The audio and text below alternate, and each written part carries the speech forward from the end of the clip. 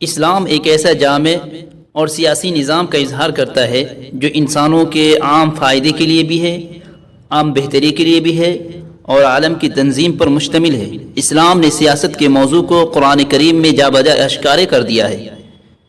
اللہ تبارک و تعالیٰ کا ارشاد ہے، اعوذ باللہ من الشیطان الرجیم الذین ان مکناہم فی الارض، تو دوسری جگہ فرمایا لَيَسْتَخْلِفَنَّهُمْ فِي الْأَرْضِ كَمَا اسْتَخْلَفَ الَّذِينَ مِن قَبْلِهِمْ، اور آقائے مدنی محمد عربی صلی اللہ علیہ وسلم نے جا بلب انسانیت میں سیاست کی روح پیدا کی اور انسانیت کی دبی ہوئی سیاسی صلاحیتیں ابھاری اور اندرونی استعداد اجاگر کر دی، ظاہری سیاست کی شہرت کاٹ دی، اس کو قوموں کی رہنمائی کے اس منصب پر معزول کر دیا جس پر وہ بیجا قابض ہو گئی تھی، اور اس کے طلسم کو پاش کر دیا۔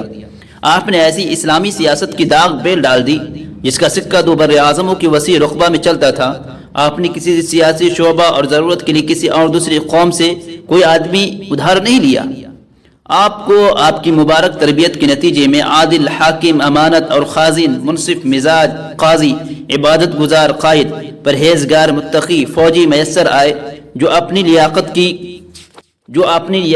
لیاقت کی کارکردگی، امانت و دیانت، قوت احساس ذمہ داری میں بے نظیر تھے۔ وہ بیک وقت نماز کے امام، مسجدوں کے خطیب، لشکروں کے سپہ سالار، امور جنگ کا انصرام، ملک اور شہروں کا انتظام اور سلطنت کے مختلف صیغوں میں اور شعبوں کی نگرانی کرتے تھے۔ وہاں دین و سیاست میں کوئی تصادم نہ تھا، نہ طبقوں کے اور گروہوں کی باہمی جنگ، نہ دین و دنیا میں کوئی تفریق اور نہ خواہشات نفسانی میں باہمی مسابقت و تقابل۔ غرض ان کا تمدن اور اسلامی سلطنت کی زندگی اس کے بانی محمد صلی اللہ علیہ وسلم کے اخلاق و خصوصیات اور اعتدال و جامعیت کا پوری آئینہ دار تھی۔ حضور اکرم صلی اللہ علیہ وسلم نے اپنے عمل سے دین اور سیاست کی تفریق مٹا دی، چنانچہ آپ ایک طرف نبی اور رسول بھی تھے تو دوسری طرف عظیم قائد و رہنما بھی تھے۔ آپ رات کے عابد و زاہد بھی تھے اور دن کے سپاہی و مجاہد بھی تھے۔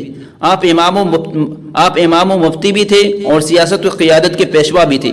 کسی نے کیا خوب کہا ہے، رہے اس سے محروم نہ آبی نہ خاکی، ہری ہو گئی ساری کھیتی خدا کی۔ موجودہ سیاست کی ایک تلخ حقیقت ہے کہ اہل ملک کے اخلاق روز بروز پست ہوتے چلے جا رہے ہیں۔ اخلاقی انحطاط و امراض کا سیل رواں ہے۔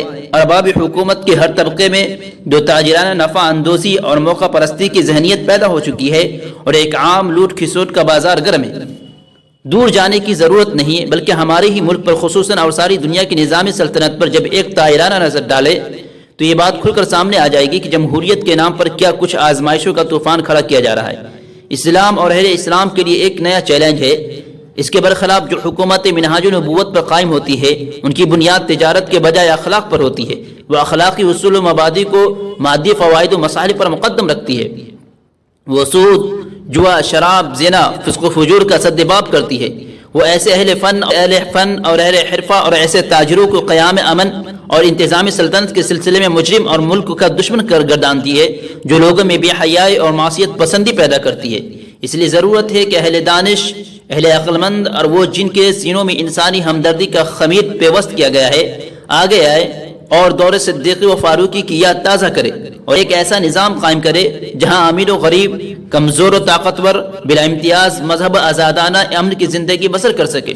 اس کار عظیم کے لیے ہم کو امانت و دیانت، للہیت و صداقت کا خوبصورت لباس زیبتن کرنا ہوگا۔